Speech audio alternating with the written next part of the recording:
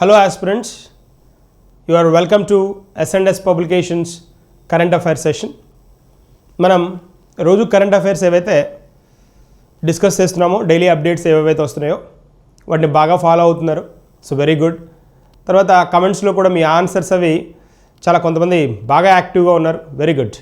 So ఇలా కనుక మీరు డైలీ కనుక ప్రాక్టీస్ చేస్తే 1 or 2 క్వశ్చన్స్ మనం డిస్కస్ చేస్తున్నాం కాబట్టి ఖచ్చితంగా వాటికి రిలేటెడ్ ఆన్సర్ని అక్కడే ప్రజెంట్ చేయడం జరుగుతుంది. మీరు ఈ బై ఈవినింగ్ కల్లా వాటి ఆన్సర్ ప్రొజెక్ట్ చేయడం జరుగుతుంది అక్కడే. మళ్ళీ వీటికి ఎక్స్ప్లెయిన్ చేయడం ఇలా కాకుండా మళ్ళీ నెక్స్ట్ డే ఎక్స్ప్లెయిన్ చేయడం కాకుండా అక్కడే డిస్ప్లే చేయడం జరుగుతుంది. సో దాంతో మీకు కంఫర్ట్గా కూడా ఉంటుంది. సో అక్కడ మీరు ఏదైనా క్వశ్చన్ గురించి మీకు ఏదైనా రిలేటెడ్ ఇన్ఫర్మేషన్ కావాలన్నా కూడా మనం కమెంట్స్లో డిస్కస్ చేసుకోవడానికి కుదురుతుంది. సో ఇక్కడ మనం ఇవాళ కరెంట్ అఫైర్స్లో వెరీ ఇంపార్టెంట్ పాయింట్స్ ఏవైతే ఉన్నాయో వాటి మీద ఫోకస్ చేయబోతున్నాం. So be attentive. వెళ్దాం, స్టార్ట్ చేద్దాం సెషన్ని. ఇవి మన టాపిక్స్, ఇవాళ మనం డిస్కస్ చేయబోయే టాపిక్స్ ఇవి. సో వీటి మీద ఒకసారి ఫోకస్ చేద్దాం. సో మన టాపిక్స్లో ముందుగా మనం జాతీయ విద్యా దినోత్సవం గురించి మాట్లాడుకుందాం. November 11th స్పెషల్ డే కదా. సో దాని గురించి మాట్లాడుకుందాం. తర్వాత ఆర్మేనియా అజర్బైజాన్ శాంతి ఒప్పందం, ఇది కూడా న్యూస్లో ఉంది. ఇది చాలా రోజుల నుంచి ఈ రెండు నేషన్స్ బాగా డిస్టర్బ్డ్ నేషన్స్గా ఉన్నాయి కదా న్యూస్లో. సో వాటికి రిలేటెడ్గా జరిగిన అంశం గురించి మనం మాట్లాడుకుందాం. తర్వాత డోబ్రా చంతి వంతెన, ఇది కూడా ఒక స్పెషల్ వన్. నేనైతే ఇది కన్ఫర్మ్ క్వశ్చన్ అని చెప్తున్నాను. కన్ఫర్మ్గా మీరు నోట్ చేసి పెట్టుకోండి, క్వశ్చన్ వచ్చేస్తుంది, డ్యామ్ షూర్గా వస్తుంది, నో డౌట్. సో తర్వాత ఫైజర్ ఉంది కదా, ఫైజర్. సో PFIZER అనమాట, ఫైజర్ COVID-19 వ్యాక్సిన్ అభ్యర్థి. ఇక్కడ దీనికి రిలేటెడ్గా ఫైజర్కి రిలేటెడ్గా ఇస్ అమెరికన్ బ్రాండ్ కదా, యుఎస్ బ్రాండ్ కదా, దీనికి రిలేటెడ్గా న్యూస్లో వ్యాక్సిన్ గురించి ఇన్ఫర్మేషన్ ఉంది. దాని గురించి మనం డిస్కస్ చేద్దాం, ఓకేనా. So then I'm starting my session with the first and foremost and important one, జాతీయ విద్యా దినోత్సవం అంటున్నాం. జాతీయ విద్యా దినోత్సవం ఇక్కడ మౌలానా అబుల్ కలాం ఆజాద్ ఉన్నారు. ఆయన బర్త్ యానివర్సరీనే మనం నేషనల్ ఎడ్యుకేషన్ డే కింద సెలబ్రేట్ చేసుకుంటాం. National education day.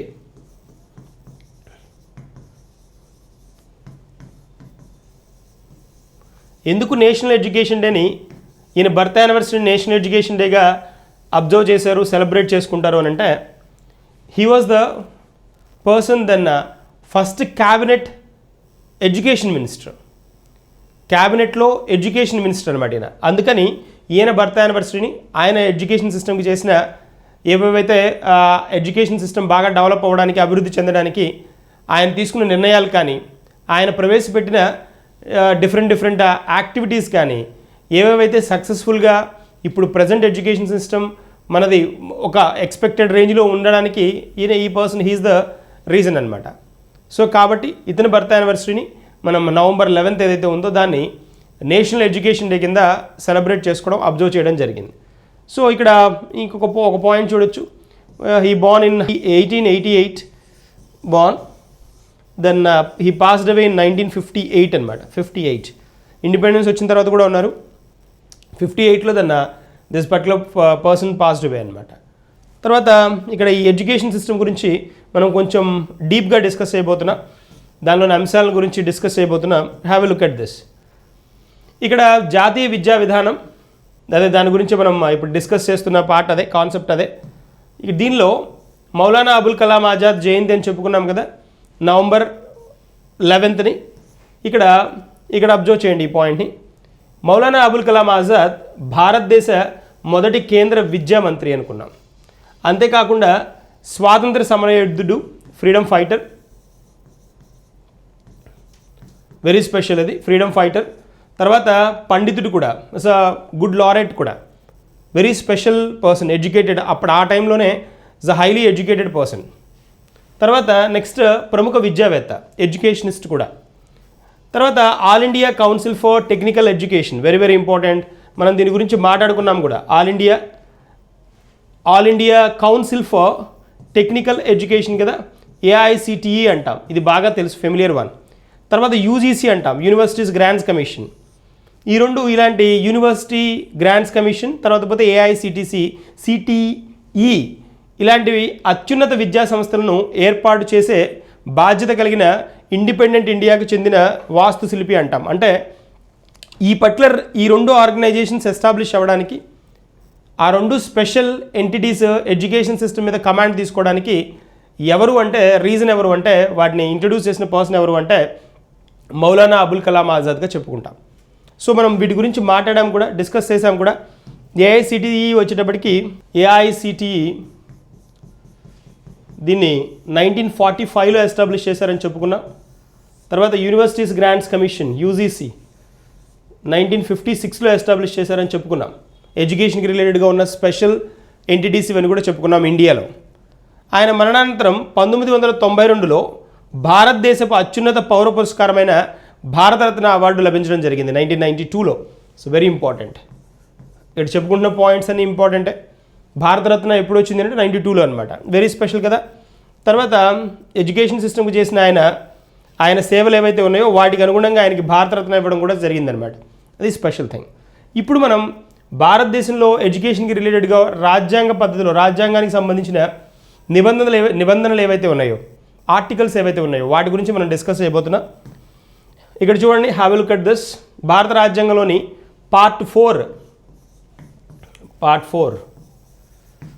So article 45 నుండి మరియు 45, ఆర్టికల్ 45, తర్వాత ఆర్టికల్ 39F.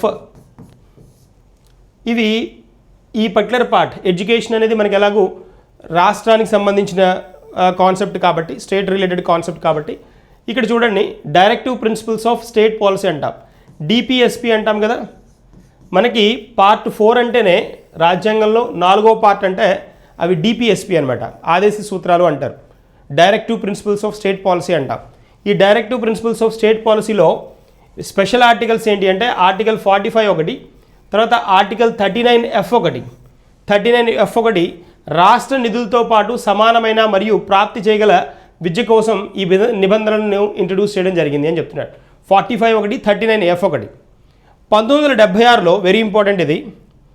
1976లో ఇక్కడ చూడండి 76లో రాజ్యాంగంలోని 42వ రాజ్యాంగ సవరణ విద్యను రాష్ట్రం నుండి ఏకకాల జాబితాకు మార్చింది. అది ఇక్కడ మనం ఏం చెప్పుకున్నాం, ఏ జాబితాలో ఉంటుందని చెప్పుకున్నాం, రాష్ట్ర జాబితా అని చెప్పుకున్నాం. అంతేనా? రాష్ట్ర జాబితాకి సంబంధించినది ఎడ్యుకేషన్ అని చెప్పుకున్నాం. 1976లో 42వ రాజ్యాంగ సవరణ 42nd అమెండ్మెంట్ ఏదైతే ఉందో 42nd అమెండ్మెంట్, ఈ అమెండ్మెంట్తో ఏం చేశారు అని అంటే ఎడ్యుకేషన్ని ఈ రాష్ట్ర జాబితా నుంచి తీసేసి ఏకకాల జాబితాకి తీసుకొచ్చారు. అంటే కాంకరెంట్ లిస్ట్కి తెచ్చారనమాట. Concurrent list. సో మనకి లిస్ట్ తెలుసు కదా, జాబితాలు తెలుసు కదా. 3 లిస్ట్స్ ఉంటాయి మనకి. ఏమేమి ఉంటాయి? స్టేట్ లిస్ట్ ఉంటుంది, సెంట్రల్ లిస్ట్, కేంద్ర జాబితా ఉంటుంది, రాష్ట్ర జాబితా ఉంటుంది, ఉమ్మడి జాబితా ఉంటుంది. ఇదే కదా మనం చెప్పుకునేది, ఉమ్మడి జాబితా ఉంటుంది. సో ఏకకాల జాబితాకు లేదా ఉమ్మడి జాబితాకు తీసుకురావడం జరిగింది. That is a point. తర్వాత కేంద్ర ప్రభుత్వం విద్యా విధానాలు విస్తృత దిశను అందిస్తాయి మరియు రాష్ట్ర ప్రభుత్వాలు దీనిని అనుసరిస్తాయని భావిస్తున్నారు. అయితే ఇది తప్పనిసరి కాదు. ఉదాహరణకు 1968లో మొదటి విద్యా విధానం సూచించిన 3 భాషల సూత్రాన్ని తమిళనాడు పాటించలేదు. 3 లాంగ్వేజెస్ పాలసీ ఏదైతే సెంట్రల్ గవర్నమెంట్ ఇంట్రడ్యూస్ చేసిందో దాన్ని తమిళనాడు అపోజ్ చేయడం జరిగిందనమాట. ఎప్పుడు, ఏ ఇయర్లో? దాన్ని 1968లో 1968లో. తర్వాత 2002లో 86వ రాజ్యాంగ సవరణ ఆర్టికల్ 21A కింద విద్యను అమలు చేయగల హక్కుగా మార్చింది. విద్యని అందరికీ అందించే విధంగా అమలు చేయాలి అని ఇంట్రడ్యూస్ చేయడం జరిగింది. ఇక్కడ మనం చెప్పుకున్న ఆర్టికల్స్ మీరు అబ్జర్వ్ చేస్తే ఇంపార్టెంట్. ఎడ్యుకేషన్కి రిలేటెడ్గా ఆర్టికల్స్ ఏవేవో చూడండి, సరిపోతుంది. ఇట్స్ మోర్ దాన్ ఎనఫ్ అంటాను నేనైతే. ఇక్కడ చూడండి, మనం చూసిన వాటిలో ఆర్టికల్ 45 ఒకటి, ఇదొకటి చూసాం. తర్వాత ఆర్టికల్ 39F ఒకటి చూసాం. తర్వాత ఆర్టికల్ 21A ఇది, ఈ 3 ఫోకస్ చేస్తే సరిపోతుంది. సో ఇది ఆర్టికల్ 21A మళ్ళీ మనకి ప్రాథమిక హక్కుల్లోకి వచ్చేస్తుంది. అంతే కదా. 12 నుంచి 35 దాకా పార్ట్ 3 కదా. 3వ పార్ట్లో 12 నుంచి 35 దాకా ప్రాథమిక హక్కులు అవి. సో ఫండమెంటల్ రైట్స్ అనమాట. కానీ తర్వాత పార్ట్ 4 వచ్చేసేటప్పటికి పార్ట్ 4 ఆదేశిక సూత్రాలు. దానిలో మనకి ఇవి ఆదేశిక సూత్రాల కిందకు వస్తాయన్నమాట. ఈ 2 ఓకే, ఆ పాయింట్ అర్థమైతే సరిపోతుంది. అదే డిపిఎస్పి అనుకున్నాం కదా, directive principles of state policy ఉంది కదా, దాని కిందకు వస్తాయి. That is one. తర్వాత ఇప్పుడు మనం నెక్స్ట్ ఇంకొక పాయింట్ చూస్తే ఇక్కడ, సో వెరీ ఇంపార్టెంట్ వన్, సంబంధిత చట్టాలు ఏమేమి ఉన్నాయో చూద్దాం.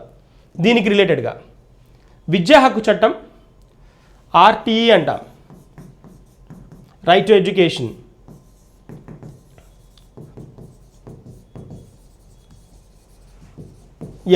ఇది ఈ చట్టం ఉంది 2009 ఇది. దీని ద్వారా ఏంటి అంటే విద్యా హక్కు చట్టం ద్వారా 6 నుంచి 14 సంవత్సరాల వయసు గల పిల్లలందరికీ ప్రాథమిక విద్యను అందించాలనే లక్ష్యంగా పెట్టుకుంది ఎవరు? కేంద్ర ప్రభుత్వం. మరియు విద్యను ప్రాథమిక హక్కుగా అమలు చేయాలి అని ఇంట్రడ్యూస్ చేయడం జరిగింది. ఇది చాలాసార్లు ఎగ్జామ్లో అడిగాడు, నెంబర్ ఆఫ్ టైమ్స్ అడిగాడు, ఇంకా కూడా అడగడానికి స్కోప్ ఉన్న పార్ట్ అనమాట. అంటే ఆర్టీఈ 2009 చట్టం ప్రకారం క్రింది వాటిలో ఏవి కరెక్ట్ అని క్వశ్చన్ అడుగుతాడు. దాన్ని బేస్ చేసుకొని 6 నుంచి 14 సంవత్సరాల వయసు గల పిల్లలకు ప్రాథమిక విద్యను అందించడం ఖచ్చితంగా చేయాలి లక్ష్యంగా పెట్టుకుంది. దాంతోపాటు విద్యను ప్రాథమిక హక్కుగా అమలు చేయాలనే కాన్సెప్ట్ ఉంది. It's very important. తర్వాత ఇంకొక పాయింట్ ఏంటో చూడండి ఇక్కడ, it's a very interesting one కూడా. ఏంటి అంటే సమాజంలో వెనకబడిన వర్గాలకు 25% రిజర్వేషన్లు తప్పనిసరి చేయాలి. It's very important. 25%. దేనిలో? 2009లో చెప్పింది. ఆర్టీఈ 2009 గురించి మనం మాట్లాడుకుంటున్నాం. 2009లో వచ్చిన చట్టాలు ఇవి. తర్వాత ప్రభుత్వ కార్యక్రమాలు కూడా ఇంపార్టెంట్ కదా. దీనికి రిలేటెడ్గా గవర్నమెంట్ ఏ ప్రోగ్రామ్స్ ఇంట్రడ్యూస్ చేసింది? మరి 6 నుంచి 14 సంవత్సరాల వయసున్న పిల్లలందరికీ ప్రాథమిక విద్యను అందించాలి అని చెప్పినప్పుడు ఖచ్చితంగా వాటికి రిలేటెడ్గా ఏవో ప్రోగ్రామ్స్ ఇంట్రడ్యూస్ చేస్తుంటారు కదా, గవర్నమెంట్ స్కీమ్స్ ఇంట్రడ్యూస్ చేస్తుంటారు కదా, అవి చూద్దాం. ఇప్పటి వరకు మనకు ఉన్నవన్నమాట ఇవి. ఇప్పటి వరకు ఎడ్యుకేషన్కి రిలేటెడ్గా ఉన్న స్కీమ్స్ ఇవి. చూస్తే ఇక్కడ it's very important one, Sarva Shiksha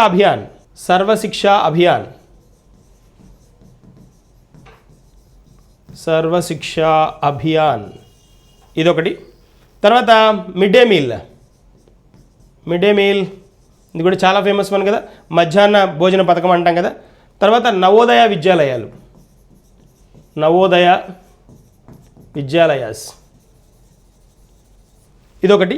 తర్వాత కేంద్రీయ విద్యాలయాలు, వెరీ ఇంపార్టెంట్ ఇది కూడా, కేంద్రీయ విద్యాలయాస్. ఇవన్నీ ఎడ్యుకేషన్కి రిలేటెడ్గా ఇంట్రడ్యూస్ చేసిన స్కీమ్సే, వెరీ ఇంపార్టెంట్.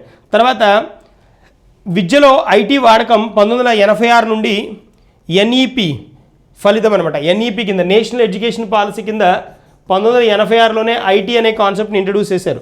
విద్యలో ఐటీ వాడకం, ఇన్ఫర్మేషన్ టెక్నాలజీని విద్యలో వాడాలి అనే కాన్సెప్ట్ 1986 నుంచే ఉంది. ఇది ఎన్ఈపిలో, నేషనల్ ఎడ్యుకేషన్ పాలసీ కింద అనమాట. అది ఇంపార్టెంట్, అది కూడా తెలుసుకోవాల్సిన పాయింట్. తర్వాత మనం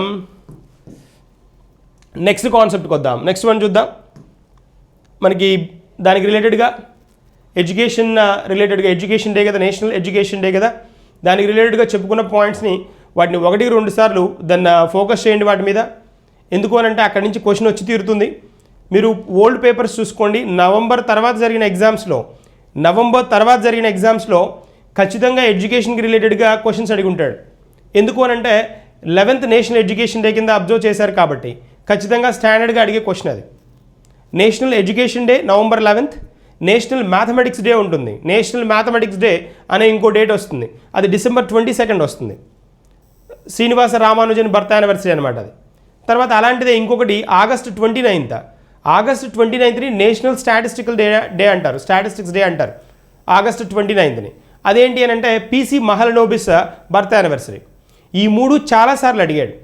national education day, national mathematics day, national statistics day. So ఈ 3 ఫోకస్ చేయాల్సిన అంశాలన్నమాట.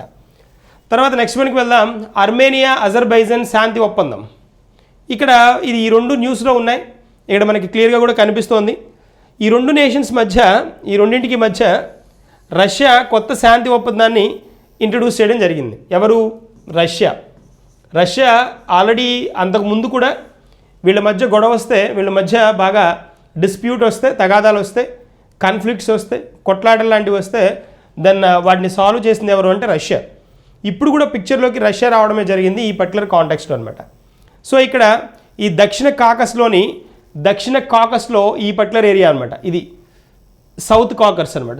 సౌత్ డైరెక్షన్లో నాగోర్నో, తర్వాత కరాబక్, నాగోర్నో కరాబక్ ఈ పర్టికులర్ ప్రాంతాల్లో ఇది ఈ పర్టికులర్ ఏరియా ఇష్యూ ఏరియా అనమాట.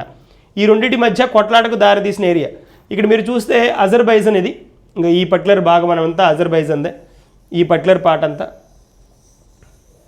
ఇది వచ్చేటప్పటికి ఆర్మేనియా బోర్డర్. ఈ రెండింటికి మధ్య గొడవ అవుతున్న ప్రాంతం ఏది అని అంటే, గొడవకు ఇదవుతున్న ప్రాంతం ఏంటంటే ఈ పార్ట్ ఇదనమాట. ఈ ప్రాంతంలో అది కొన్ని స్పెషల్ ఏరియాలు ఉన్నాయి, వాటి మధ్య గొడవ జరుగుతోంది, అది కాంటెక్స్ట్. ఇప్పుడు దీని గురించి వీళ్ళిద్దరి మధ్య జరుగుతున్న కండిషన్స్ ఏంటో చూద్దాం ఒకసారి. అంటే ఏమేమి వీళ్ళ మధ్య షరతులతోటి కూడిన ఒప్పందాలు ఎలా జరుగుతున్నాయో చూద్దాం. ఈ ప్రాంతం పశ్చిమాసియా మరియు తూర్పు ఐరోపా అంతటా విస్తరించి ఉన్నది. Very very important. ఎక్కడివి ఇవి అనే అడగడానికి స్కోప్ ఉంటుంది, వెరీ ఇంపార్టెంట్. పశ్చిమాసియాకి సంబంధించినవి. ఆసియా ఖండంలో పడమర దిక్కుకు సంబంధించిన కంట్రీస్, అవి పాయింట్ మర్చిపోవద్దు. ఆసియా ఖండంలో, అంతే కదా, మనం చెప్పుకున్నాం కదా, ఏషియాలో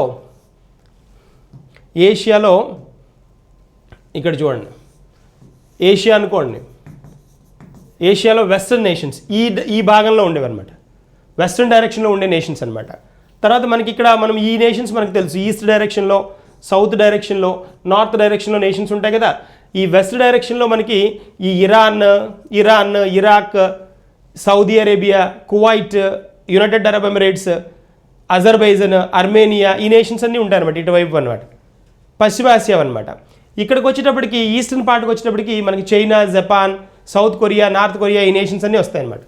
సౌత్ డైరెక్షన్కి వచ్చేటప్పటికి ఇక్కడ మన ఇండియా పార్ట్ ఇక్కడికి వస్తుంది అనమాట. ఇండియా, శ్రీలంక, మాల్డీవ్స్, భూటాన్, తర్వాత పోతే నేపాల్, ఓకేనా, పాకిస్తాన్, ఆఫ్ఘనిస్తాన్, ఇవన్నీ సదరన్ నేషన్స్ అనమాట. ఇది మనకి కావాల్సిన పాయింట్, వెరీ ఇంపార్టెంట్ కింద మనం డిస్కస్ చేస్తాం కూడా ఇక్కడ. తర్వాత ఇక్కడ ఈ పాయింట్ చూస్తే, దీన్ని కనుక అబ్జర్వ్ చేస్తే, పశ్చిమాసియా దేశాలని చెప్పుకున్నాం కదా. తర్వాత తూర్పు ఐరోపా అంతటా కూడా విస్తరించి ఉన్నాయి. ఐరోపా ఖండంలో తూర్పు భాగంలో ఉంటాయి, తూర్పు డైరెక్షన్కి వస్తాయి, ఓకేనా. తర్వాత ఆసియా ఖండానికి వస్తే పశ్చిమ డైరెక్షన్లో ఉంటాయి, అది మర్చిపోకూడదు. తర్వాత ఇది సోవియట్ కాలం నుండి అజర్బైజాన్ భూభాగంలో, సోవియట్ కాలం నుంచి అంటే యుఎస్ఎస్ఆర్ ఉన్నప్పటి నుంచి, యుఎస్ఎస్ఆర్గా ఉంది కదా, అప్పటి నుంచి కూడా ఈ భూభాగం కొంచెం గొడవలతోటి క్రియేట్ అయిన ఏరియానే అనమాట. అంతర్జాతీయంగా గుర్తింపు పొందింది. అయితే ఈ ప్రాంతాన్ని చాలా వరకు అర్మేనియన్ వేర్పాటువాదులు నియంత్రిస్తున్నారు. దీనిని నాగోర్నో కరాబాక్ అటానమస్ ఒబ్లాస్ట్ అంటాం అని పిలిచే గణతంత్ర రాజ్యంగా ప్రకటించారు. దీన్ని గణతంత్ర రాజ్యంగా, రిపబ్లిక్ పార్ట్గా ప్రకటించడం జరిగింది. అక్కడి నుంచి ఇష్యూ అనమాట. ఇప్పటికి కూడా అజర్బైజాన్కి, ఆర్మేనియాకి మధ్య ఈ పర్టికులర్ ఏరియా గురించి, ఈ నాగోర్నో కరాబాక్ అనే ప్లేస్ గురించి వివాదం అనమాట, గొడవ అనమాట. అది మాదేనంటుంది అజర్బైజాన్, అది మాది అంటుంది ఆర్మేనియా. ఏంటి అనేది కన్క్లూషన్ ఏంటి అంటే, ఒక ఫినిషింగ్ పార్ట్ ఎక్కడ రావడం లేదు. సో ఇక్కడ వచ్చేటప్పటికి ఆర్మేనియన్ ప్రభుత్వం నాగోర్నో కరాబాక్ను స్వతంత్రంగా గుర్తించినప్పటికీ ఇది రాజకీయంగా మరియు సైనిక పరంగా ఈ ప్రాంతానికి మద్దతు ఇస్తుంది. అంటే ఈ పర్టికులర్ ప్రాంతం అఫీషియల్గా రికగ్నైజ్ చేయకపోయినా ఆర్మేనియా కిందకే వస్తుంది అనేది మనకు తెలిసిన నిజం అనమాట.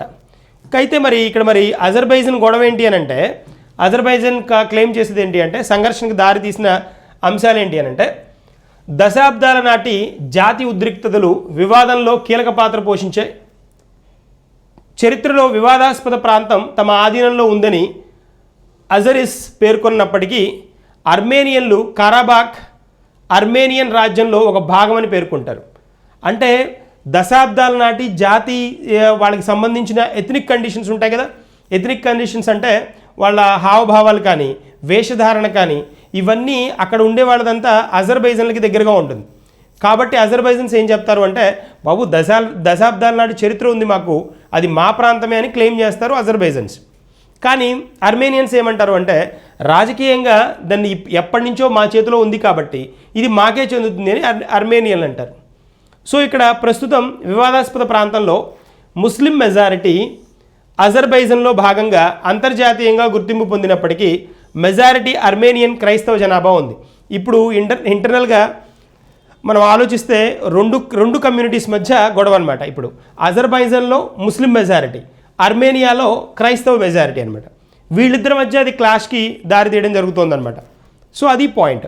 తర్వాత ఇక్కడ ఇంకొక పాయింట్ చూస్తే రష్యా ఎంటర్ అవ్వడం, రష్యా పాత్ర ఏంటి దీనిలో అంటే ఈ విషయంపై రష్యా ఎల్లప్పుడూ సమతుల్య స్థానం తీసుకుంది మరియు సాంప్రదాయంగా రెండు దేశాలతో మంచి సంబంధాలు కలిగి ఉంది. అందుకని ఈ రెండు నేషన్స్ ఏం చేస్తాయంటే ఆర్మేనియా కానీ అజర్బైజాన్ కానీ రష్యా దగ్గర రష్యా పాత్రని దాన్ని ఖచ్చితంగా ఉంచి అంటే మీడియేటర్గా రష్యాని ఎంటర్టైన్ చేస్తున్నాయి అన్నమాట. అది పాయింట్.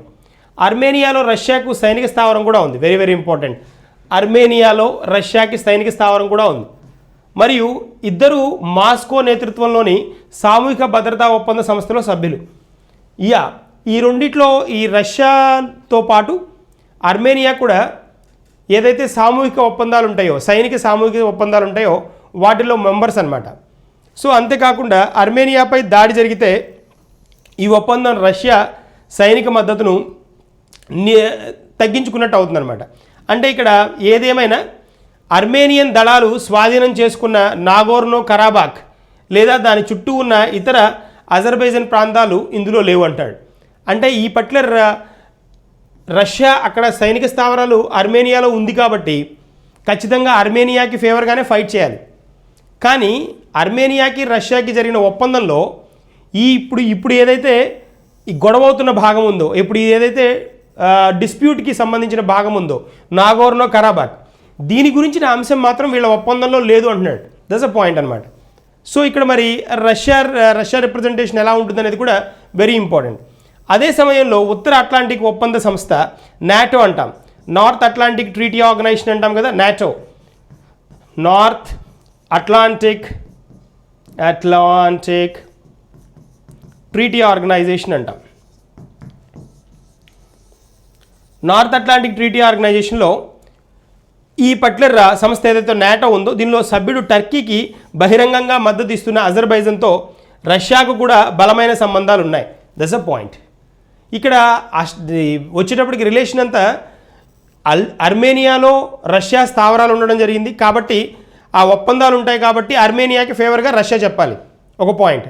కానీ కండిషన్ ఏముంది, ఈ పర్టికులర్ భూభాగం ఏదైతే ఉందో గొడవవుతున్న భూభాగం నాగోర్నో కరాబాక్ ఏదైతే ఉందో ఆ అంశం ఒప్పందంలో లేదు, ఒక పాయింట్.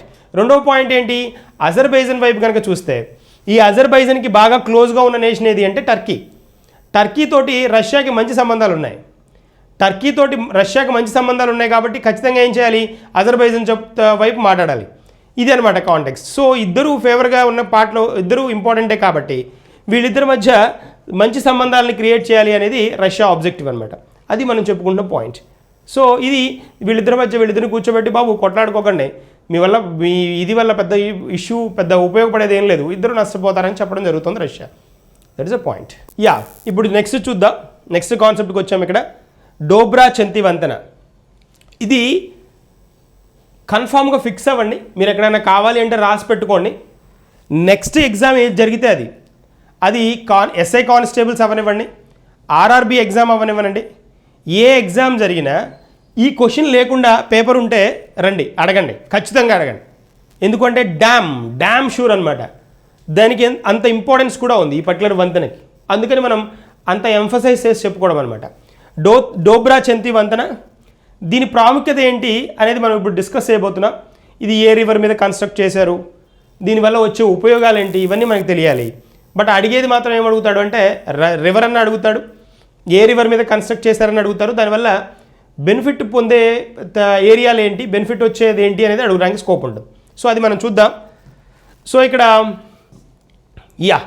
డోబ్రా చంతి బ్రిడ్జ్ ఇక్కడ వార్తల్లో ఉంది కాబట్టి ఇక్కడ మనం కొన్ని పాయింట్స్ని హైలైట్ చేసుకొని చూసుకోవాలి.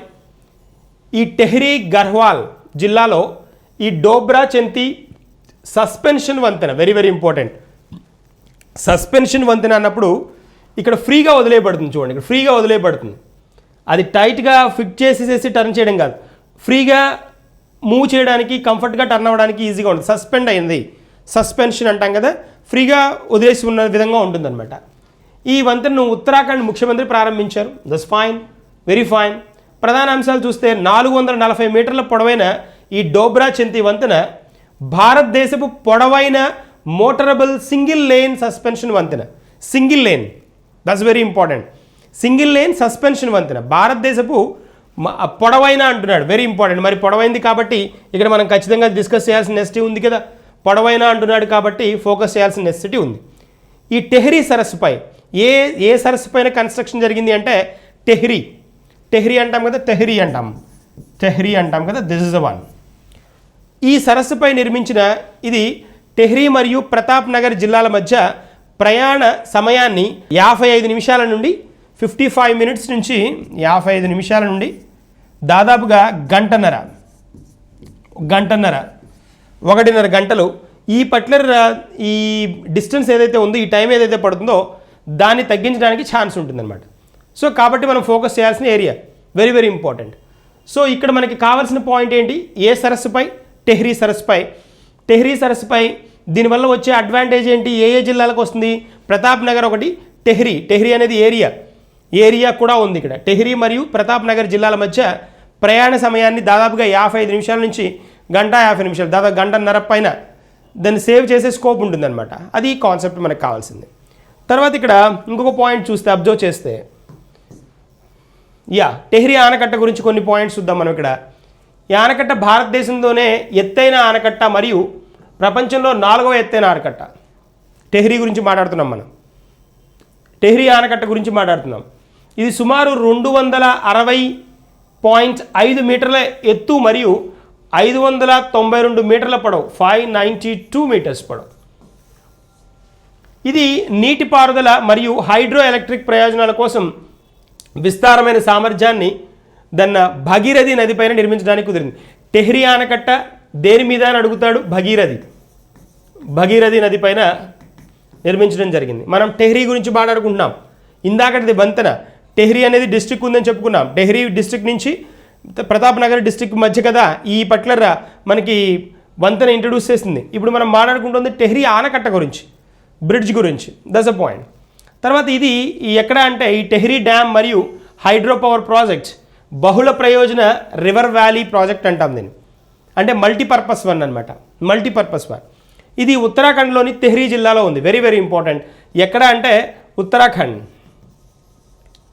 ఉత్తరాఖండ్ డిస్ట్రిక్ట్ ఏది, టెహ్రీ, దాని పేరే కదా, టెహ్రీ ఆనకట్ట కదా, టెహ్రీ డిస్ట్రిక్ట్లోనే ఉంది. That's a point. ఏ నది అనుకున్నాం, భగీరథి. ఏ పర్టికులర్ ప్రాజెక్ట్ ఇది అంటే హైడ్రో ఎలక్ట్రిక్ ప్రయోజనాల కోసం ఇంట్రడ్యూస్ చేసిన ప్రాజెక్ట్. నీటిపారుదల మరియు హైడ్రో ఎలక్ట్రిక్ ప్రయోజనాల కోసం, నీటిపారుదల మరియు hydro electric project, very special one. So ఇది ఈ విషయం తెలియాల్సిన అవసరం అయితే ఖచ్చితంగా ఉంది. తర్వాత వెళ్దాం next one and important one. ఇది కూడా ఇంపార్టెంట్ వన్నే, దీన్ని ఫోకస్ చేయాల్సిన వన్నే. ఫైజర్స్ కోవిడ్-19 వ్యాక్సిన్ అభ్యర్థి. ఇప్పుడు ఈ ఉన్న ఏవేవైతే కంపెనీస్ వ్యాక్సిన్ అనౌన్స్ చేస్తున్నాయో వాటిలో యాక్టివ్గా ఉన్న వాటిలో ఫైజర్. ఇక్కడ పీ ఉంది, మర్చిపోకండి, దీని పీ ఉంది, పీ సైలెంట్, ఇక్కడ ఫైజర్ అని పిలుస్తాం, ప్రొనౌన్స్ చేస్తాం. సో ఫైజర్ అనేది కోవిడ్-19కి వచ్చిన వ్యాక్సిన్ అనమాట. సో ఇప్పుడు ఏవేవి వ్యాక్సిన్స్ అవైలబుల్ ఉన్నాయి, ఎవరు ట్రయల్స్లో వెళ్తున్నారు, ఎవరు ఫాస్ట్గా ఉన్నారు, ఇండియన్ కాంటెక్స్లో ఏమేమి ఉన్నాయి, ఇవన్నీ మనం డిస్కస్ చేద్దాం ఎట్ ఎ గ్లాన్స్. ఇటీవల SARS-CoV-2 సంక్రమణకు ఆధారాలు లేకుండా పాల్గొనే వారిలో కోవిడ్-19ని నివారించడంలో దాని టీకాను ఇంట్రడ్యూస్ చేయడం జరిగింది. ఆ పేరు చూడండి, టీకా పేరు చూడండి, BNT 16-2B2. 90% కంటే ఎక్కువ, 90% కంటే ఎక్కువ ప్రభావవంతంగా ఉందని ఇటీవల అమెరికన్ ఫార్మా కంపెనీ ఈ ఫైజర్ పేర్కొందనమాట. ఏది, ఈ పర్టికులర్ మెడిసిన్ 90% కంటే ఎక్కువ యాక్టివ్గా ఉంది అని. Okay, done. ఇంకేమన్నా 90% కంటే యాక్టివ్గా పనిచేస్తూ ఉన్నాయా చూద్దాం. దాన్ని ఇక్కడ మనం చూస్తే, అబ్జర్వ్ చేస్తే ఈ కాంటెక్స్ట్లు చూడండి, ఈ 3 కాంటెక్స్ట్ చూడండి. ప్రపంచవ్యాప్తంగా వ్యాక్సిన్లు అనే కాంటెక్స్ట్ చూస్తున్నాం మనం ఇప్పుడు. 2020 అక్టోబర్ మధ్య నాటికి ప్రపంచ ఆరోగ్య సంస్థ WHO ఉంది కదా, వరల్డ్ హెల్త్ ఆర్గనైజేషన్ అంటాం కదా, క్లినికల్ ట్రయల్స్ దశలో 42 అభ్యర్థుల టీకాలను గుర్తించింది. 42 మెంబర్స్ ఇంట్రడ్యూస్ చేయడం జరిగింది. వాటిని అబ్జర్వ్ చేసింది వరల్డ్ హెల్త్ ఆర్గనైజేషన్. జూన్ మధ్యలో 11 నుండి వాటిలో 10 అత్యంత అధునాతన దశ 3 దశల్లో ఉన్నాయి. అత్యంత అధునాతన దశ అంటే 3 ఫేజెస్లో చెకింగ్స్ జరుగుతున్నవి దాదాపుగా 10 దాకా ఉన్నాయి. దీనిలో టీకా యొక్క ప్రభావం పెద్ద ఎత్తున పరీక్షింపబడుతుంది.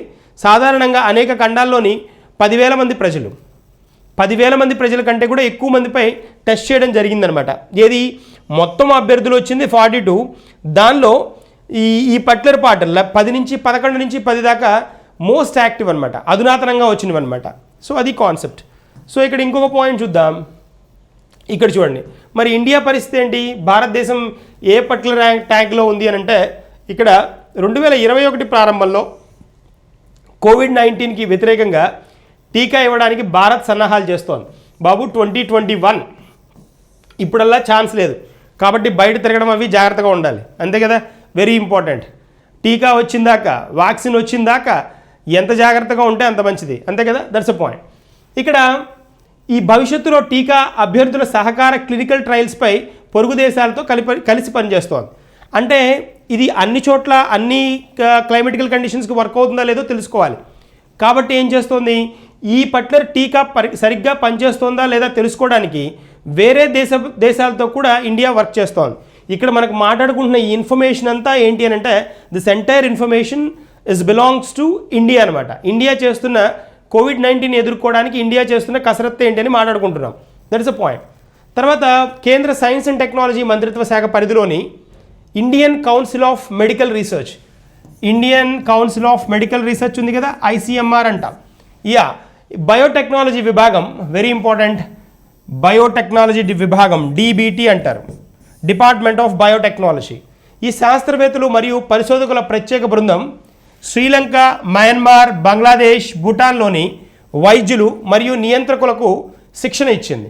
నేపాల్ మరియు ఆఫ్ఘనిస్తాన్ కూడా. ఇన్ని దేశాలకి వీళ్ళకి రిలేటెడ్గా అంటే దాదాపుగా 6 కంట్రీల బృందాలకి మన ఇండియన్ కాంటెక్స్ట్లో ఉన్న ICMR కానీ DBT కానీ వాళ్ళకి ఏం చేసింది అంటే ఆ నియంత్రణలకు రిలేటెడ్గా శిక్షణను ఇవ్వడం కూడా జరిగింది. ఇది ఇంపార్టెంట్ పాయింటే మనకి. తర్వాత ఇంకొక పాయింట్ చూస్తే, ఇంకొక అడిషనల్ పాయింట్ కనుక చూస్తే, భారతదేశం యొక్క రెగ్యులేటరీ మెకానిజం తరహాలో సంభావ్య టీకా అభ్యర్థి కీలకమైన 2వ దశ 3వ దశ మానవ క్లినికల్ ట్రయల్స్ నిర్వహించడంపై భారత బృందం తన శిక్షణ కేంద్రాన్ని ఇంట్రడ్యూస్ చేస్తోంది. అంటే ఇప్పుడు 2nd, 3rd ట్రయల్స్ ఏవైతే ఉంటాయో, వచ్చిన వ్యాక్సిన్స్కి 2వ 3వ దశలో ట్రయల్స్ ఏవైతే చేయాలో వాటి మీద ఇండియా బాగా ఫోకస్ చేస్తోంది. ఎందుకు అంటే 2nd ట్రయల్ కొంత మటుకు దానికి కెపాసిటీ ఉంటే 3rdది చాలా ఇంట్రెస్టింగ్గా ఉంటుంది. అంటే అది ఫినిష్ అయింది అని అంటే ఆల్మోస్ట్ ఇంకా మార్కెట్లోకి రిలీజ్ చేయడానికి రెడీగా ఉన్నట్లే. అంతేకాకుండా మీరు ఇప్పుడు చూస్తే రష్యా ఏవైతే కొత్తగా ఇంట్రడ్యూస్ చేసిన స్పుత్నిక్ ఉందో, స్పుత్నిక్ 5 అని ఇంట్రడ్యూస్ చేసింది కదా, వాటిని కూడా మన ఇండియాలోకి హైదరాబాద్లో ఆల్రెడీ 3rd రేంజ్ ట్రయల్స్ని చేయడానికి ఒప్పుకుంది కూడా అనమాట. అది కనుక వస్తే 92% యాక్యురసీ వస్తుందని చెప్తున్నారు. 92%, ఇప్పటి వరకు ఉన్నది 90% కదా, 92% యాక్యురసీ తోటి టీకాని ఇంట్రడ్యూస్ చేయొచ్చు అనేది కాన్సెప్ట్. తర్వాత ఇక్కడ 2వ 3వ దశల్లో రియాక్టోజెనిసిటీ ప్రతికూల ప్రతిచర్యలను ఉత్పత్తి చేసే సామర్థ్యం అంటామన్నమాట. ఇమ్యునోజెనిసిటీ, తర్వాత టీకా అభ్యర్థి యొక్క భద్రత పెద్ద జనాభాలో అంచనా వేయబడుతుంది. 2nd, 3rd స్టేజ్లో ఎక్కువ మెంబర్స్కి చెక్ చేయడం జరుగుతుందన్నమాట. ఎక్కువ మెంబర్స్కి చెక్ చేసినప్పుడు ఏమవుతుంది, రియల్గా దాని కెపాసిటీ ఏంటనేది బయటపడుతుంది. అది పార్ట్. అందుకని 2, 3 దశలు చాలా ఇంపార్టెంట్ అని చెప్తున్నాడు. భవిష్యత్ సహకార క్లినికల్ ట్రయల్స్ను సులభతరం చేయడమే ప్రస్తుత లక్ష్యం. It's very important. ఫ్యూచర్లో ఎంత టీకా వచ్చినా కూడా లేకపోతే చెక్ చేయడం పరిస్థితులు ఏవైతే ఉంటాయో ఈజీగా సింపుల్గా చెక్ చేసే మెకానిజం ఇంప్రూవ్ చేయాలి. లేకపోతే ఏమవుతుందంటే ఇది ఇంకా కమ్యూనల్ స్ప్రెడ్కి దారితీసే స్కోప్ ఉంటుంది. అంటే ఎలాగా, ఇప్పుడు ఫర్ ఎగ్జాంపుల్ చూద్దాం, అసలు కోవిడ్ వచ్చిందో, కోవిడ్ పాజిటివ్ ఉందా లేదా అనే కండిషన్ పబ్లిక్ చెక్ చేసుకోవాలి అంటే నిమిషాల్లో చెక్ చేసుకునే కెపాసిటీ ఉండగలగాలి. ఎలాగా, మొబైల్ అప్లికేషన్ మనం యూజ్ చేసినంత సులభంగా, లేకపోతే జస్ట్ మొబైల్ పట్టుకొని మొబైల్ని మనం ఫేస్ చేసి దాన్ని మనం ప్రజెంట్ చేసుకొని పాజిటివ్గా కాదా అని చెక్ చేసుకునేంత సులభతరంగా కనుక ఉంది అని అంటే ప్రక్రియ ఈజీగా ఐడెంటిఫై చేయొచ్చు. దాన్ని కమ్యూనల్ స్ప్రెడ్ లేకుండా నివారించడానికి స్కోప్ ఉంటుంది. సో కాబట్టి వాటి మీద అంటే టెస్ట్ చేసుకోవడం సులభతరం చేసే మెకానిజం ఫస్ట్ డెవలప్ అవ్వాలి. అది బాగా డెవలప్ అయిన తర్వాత ఏమవుతుందంటే టీకా వచ్చింది అని అంటే ఈజీగా స్ప్రెడ్ అయిపోతుంది, ఈజీగా పబ్లిక్ వెళ్ళిపోతుంది. కాబట్టి దీని మీద ఫోకస్ చేయాల్సిన అవసరం కూడా ఉందనేది కాన్సెప్ట్. ఇప్పుడు ఇంకొక పాయింట్కి వద్దాం. నెక్స్ట్ చూస్తే దేశీయంగా అభివృద్ధి చెందిన టీకాలు. ఇప్పుడు టీకాలు చూద్దాం, ఏ టీకాలు మన ఇండియాలో ఇంట్రడ్యూస్ చేశారు, బయట ఏమున్నాయని చూద్దాం. ఇండియాలో మీరు అబ్జర్వ్ చేస్తే జైడస్, ఇది ఔషధ సంస్థ అనమాట. ఇది జైడస్ అనేది ఔషధ సంస్థ. ఈ ఔషధ సంస్థ ఇంట్రడ్యూస్ చేసిన ప్రొడక్ట్ ఏంటి అని అంటే, అభివృద్ధి చేసింది ఏంటి అంటే జైకోవ్, COV అనమాట, జైకోవ్ డి. సో ఇక్కడ ఇది ఇంట్రడ్యూస్ చేయడం జరిగింది. తర్వాత కోవాక్సిన్, ఇది కూడా ఉంది, కోవాక్సిన్ ఇదొకటి. ఇవి ఇండియాలో దెన్ ICMR సహకారంతో, ఇది దెన్ బయోటెక్నాలజీ ఉంది కదా, డిపార్ట్మెంట్ ఆఫ్ బయోటెక్నాలజీ సహకారంతో ఈ రెండు ఇంట్రడ్యూస్ చేయడం జరిగింది. ఆల్మోస్ట్ ట్రయల్స్ ఫినిష్ చేయడానికి దగ్గరలో ఉన్నాయన్నమాట. సెకండ్ ఫేజ్లో నడుస్తూ ఉన్నాయి ఇవి. దీన్ని వచ్చినప్పటికీ కోవాక్సిన్ వచ్చినప్పటికీ భారత్ బయోటెక్ అభివృద్ధి చేస్తోంది. దీన్ని ఈ కంపెనీనే, జైడస్ కంపెనీనే ఇంట్రడ్యూస్ చేస్తోంది జైకోవ్ని, జైకోవ్ డి ఒకటి, కోవాక్సిన్ ఒకటి. జైకోవ్ డిని జైడస్ అనే కంపెనీ, తర్వాత కోవాక్సిన్ని భారత్ బయోటెక్ ఇంట్రడ్యూస్ చేస్తోంది. ఇది పాయింట్. తర్వాత ఇక్కడ ఇంకొన్ని చూద్దాం, ఇంకొన్ని స్పెషల్ వన్స్ ఉన్నాయి కదా, వాటిని గురించి మాట్లాడదాం. కోవిషీల్డ్ ఇది ఒకటి వచ్చింది. కోవిషీల్డ్ సాంకేతికంగా దీన్ని ఏమంటారు అంటే, టెక్నికల్గా దీన్ని మాట్లాడాలంటే AZD1222, AZD1222 అనమాట. లేదా దీన్ని ఏమని పిలుస్తారంటే ChAdOx1 అంటారు. సో ఎనీవేస్ ఇది సాంకేతిక నామం అనమాట. సాంకేతికంగా దీన్ని పిలిచేది టెక్నికల్ నేమ్ అంటాం కదా, అదనమాట. ఈ టీకా అభివృద్ధికి ఇచ్చిన పేరు ఇది.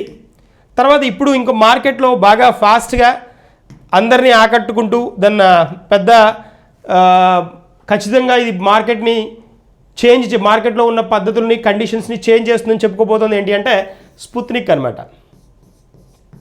స్పుత్నిక్ 5 ఇది అధికారికంగా నమోదు చేయబడిన మొదటి టీకా మరియు రష్యా రక్షణ మంత్రిత్వ శాఖ సహకారంతో మాస్కో యొక్క గమ్లేయా ఇన్స్టిట్యూట్ అభివృద్ధి చేసింది. దీన్ని అభివృద్ధి చేసింది ఎవరు అంటే గమ్లేయా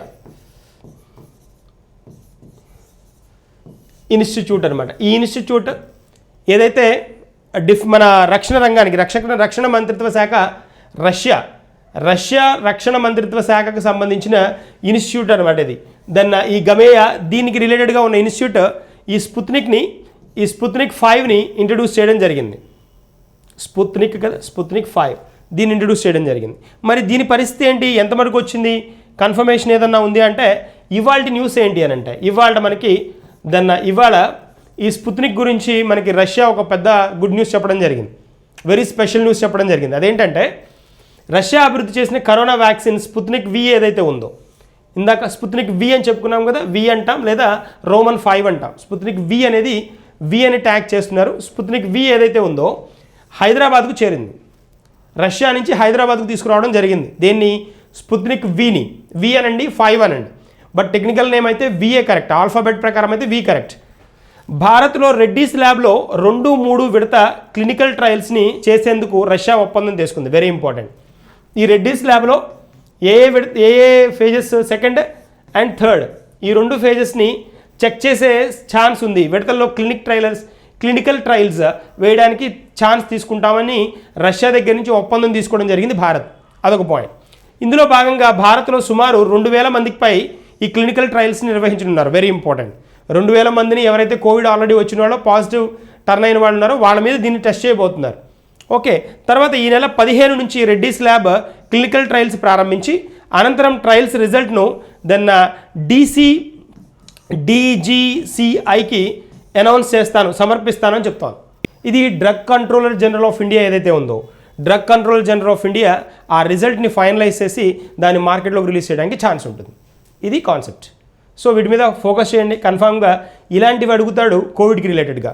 వచ్చిన వ్యాక్సిన్కి దాని రిలేటెడ్గా ఉన్న ఏవైతే నేమ్స్ ఉన్నాయో, వాటికి వచ్చిన సాంకేతిక నామాలు ఏవైతే ఉన్నాయో వాటి మీద ఫోకస్ చేయడానికి ఛాన్స్ ఉంటుంది. ఓకే. తర్వాత మనం ఇంకొక పాయింట్, ఇవాళ క్వశ్చన్కి వచ్చేద్దాం. ఇవాళ క్వశ్చన్స్ ఇవి. క్వశ్చన్స్ చాలా యాక్టివ్గా ఆన్సర్స్ చేస్తున్నారు, వెరీ గుడ్. తర్వాత చాలా మటుకు కరెక్ట్ కూడా చెప్తున్నారు, కరెక్ట్ కూడా ఆన్సర్స్ ట్యాగ్ చేస్తున్నారు. మీరు ఇలాంటి క్వశ్చన్స్ని కొంచెం ఒక పాయింట్ ఆలోచిస్తే, నేను డైరెక్ట్గా 1 లైన్ క్వశ్చన్స్ ఇవ్వడం లేదు. ఇవి మీకు థాట్ ప్రోవోకింగ్గా ఉండే క్వశ్చన్సే, ఆలోచింపజేసే క్వశ్చన్స్ అనమాట. ఇలాంటివి కనుక మీరు అలవాటు పడ్డప్పుడు ఈవెన్ గ్రూప్ 2 రేంజ్లో అయినా, గ్రూప్ 3కి అయినా, లేకపోతే డిఎస్సి అయినా, మీకు ఎక్కడ ఏ ఎగ్జామ్లో క్వశ్చన్ ఎంత కాంప్లెక్సిటీ ఇచ్చినా, ఎంత లెవెల్ ఆఫ్ డిఫికల్టీ ఇచ్చినా, ఈజీగా హ్యాండిల్ చేసే విధంగా మీరు తయారవుతారు. అంతేకాకుండా క్వశ్చన్ చాలా ఇన్ఫర్మేటివ్గా ఉంటుంది. దాని నుంచి మీరు నేర్చుకున్నాము అనే ఫీలింగ్ అయితే ఖచ్చితంగా వస్తుంది. కాబట్టి ఈ క్వశ్చన్స్ని 1-2 సార్లు చదివి ఆన్సర్ చేయడానికి ట్రై చేయండి, తొందరపడకండి. ఓకేనా? సో ఇక్కడ చూద్దాం. క్రింది జతలను పరిగణించండి అన్నాడు. అణు విద్యుత్ ప్లాంట్లు రాష్ట్రంలో అన్నాడు. తారాపూర్ అణు విద్యుత్ ప్లాంట్ గుజరాత్ అట, Narora atomic power plant Uttar Pradesh, Kakrapar అణు విద్యుత్ ప్లాంట్ కర్ణాటక, కుదంకుళం అణుశక్తి తమిళనాడు అన్నాడు. వీటిల్లో మనం ఏం ఫైండ్ అవుట్ చేయాలి? పైన ఇచ్చిన జతలలో ఏది సరిగ్గా సరిపోతుంది అన్నాడు. ఇక్కడ ఇచ్చిన వాటిలో ఇక్కడ ఉన్న ఈ లిస్టులో ఏవి కరెక్ట్గా మ్యాచ్ అయ్యాయి అంటున్నాడు. ఇక్కడ ప్లాంట్ స్టేట్ ఇచ్చాడు కదా, ఇవి ఇలా ఏవి మ్యాచ్ అవుతున్నాయి అనేది అడుగుతున్నాడు. Very important one. ఆప్షన్స్ చూడండి, ఆప్షన్స్ కొంచెం కాంప్లికేటెడ్గానే ఉన్నాయి. 1 మరియు 2 మాత్రమే ఫస్ట్ ఆప్షన్, 2 మరియు 4 మాత్రమే సెకండ్ ఆప్షన్, 1, 2 మరియు 4 మాత్రమే థర్డ్ ఆప్షన్, 2, 3 మరియు 4 అనేది ఫోర్త్ ఆప్షన్. వీటిలో మీరేం లేదు. ఫస్ట్ క్వశ్చన్ కదా, ఫస్ట్ క్వశ్చన్ అంటాం. ఆన్సర్ ఏనా, బీనా, సీనా, డీనా అనేది రిప్రజెంట్ చేస్తే సరిపోతుంది. That's enough. తర్వాత నెక్స్ట్ పార్ట్కి వెళ్తే ఇక్కడ చూడండి, నెక్స్ట్ క్వశ్చన్ చూద్దాం. నెక్స్ట్ క్వశ్చన్ చూడండి ఒకసారి ఎట్ ఎ గ్లాన్స్. ఎలుగుబంటి మార్కెట్ అంటే దీన్ని ఏమని పిలుస్తామంటే మనం, మీకు బాగా వినుంటారు, ఇది మీకు క్లియర్గా తెలుస్తుంది. Bear market and bull market అంటాం కదా, బేర్ అండ్ బుల్ అంటాం కదా, ఆ పాయింట్ చూడండి. బేర్ అంటాం, బేర్ అంటే ఎలుగుబంటి మార్కెట్ అని, బేర్ బుల్స్. ఈ పదాలు మనం ఎక్కడ మాట్లాడతాం? స్టాక్ మార్కెట్లో మాట్లాడుతూ ఉంటాం. స్టాక్ మార్కెట్ ఆర్ క్యాపిటల్ మార్కెట్లో మాట్లాడతాం కదా, క్యాపిటల్ మార్కెట్ అంటాం కదా. క్యాపిటల్ మార్కెట్ అంటే మూలధన మార్కెట్. ఈ మూలధన మార్కెట్లో మనం ఈ పదాలను వాడతాం. చాలా చాలా ఇంపార్టెంట్ పదాలు ఇవి. బేర్, బుల్, వీటితో పాటు లేమ్ డక్, ఈ పదాలని బాగా ఫ్రీక్వెంట్గా వాడుతుంటారు. ఈ 3 పదాలని, బేర్, బుల్, లేమ్ డక్ అనే పదాలు. సో ఇంకా స్టాగ్ కూడా ఉంటుంది, ఇంకొక పదం కూడా ఉంది స్టాగ్ అని, 4 స్టాగ్. ఈ 4 పదాలను వాడతారు. ఇప్పుడు ఈ పదం గురించి మాట్లాడుతున్నాడు. బేర్ మార్కెట్ ఆర్ ఎలుగుబంటి మార్కెట్ ఏదైతే ఉందో దీని గురించి క్రింది వాటిలో అంశాలను పరిశీలించండి అన్నాడు. ఇది నిరంతరాయంగా అనుభవించే మార్కెట్ను సూచిస్తుంది, వాటా ధరల పెరుగుదలను కూడా సూచిస్తుంది అంటున్నాడు. ఓకే, వాటా పెరుగుదలలు ఇది కీ పాయింట్ అనమాట. రెండో పాయింట్ చూస్తే ఇది దేశ ఆర్థిక వ్యవస్థ బలంగా ఉందని సూచిస్తుంది, ఉపాధి స్థాయిలు ఎక్కువగా ఉన్నాయని సూచిస్తుంది అంటాడు. ఈ 2 పాయింట్లలో ఏవి కరెక్ట్, 2 కరెక్టా, 2 రాంగా అనేది మీకు ఇక్కడ ఆప్షన్స్ని బట్టి మీరు బేస్ చేయాలి. పైన ఇచ్చిన స్టేట్మెంట్లో ఏది సరైనది కాదు అంటున్నాడు. 1 మాత్రమే సరైనది కాదు కదా అడిగాడు, సరైనది కాదు అంటున్నాడు. 1 మాత్రమే కాదు, 2 మాత్రమే కాదు, 1 మరియు 2 సరైనవి కాదు, 1 లేదా 2 కాదు అంటున్నాడు. దీనికి ఆన్సర్ని సేమ్ మీరు ఏం చేయాలి అంటే, బాబు ఇక్కడ సెకండ్ అని అనాలి. సెకండ్ క్వశ్చన్ అని ఆన్సర్ ఏనా, బీనా, సీనా, డీనా. 1-2 సార్లు క్వశ్చన్ రీడ్ చేయండి. క్వశ్చన్ అర్థమైంది అని అనుకుంటేనే మీరు ఆన్సర్ టర్న్ చేయండి. నేను మీకు ఆన్సర్ అక్కడే ప్రజెంట్ చేస్తాను. మీకు ఆ కమెంట్స్ లిస్ట్లో టాప్లో ఉంటుంది ఆన్సర్. మీకు అది వన్ డే మీరు ఒక ట్రై చేసిన తర్వాత దాన్ని మీరు ఆన్సర్స్ ఇవ్వండి. దాన్ని నేను చెక్ చేసి తర్వాత మీకు దాన్ని ఖచ్చితంగా ఆన్సర్ని ప్రొజెక్ట్ చేయడానికి జరుగుతుంది. ఓకేనా? చలో దెన్ నేను winding the session here. We will meet in the next session with the continuation of this one. Thank you and good day.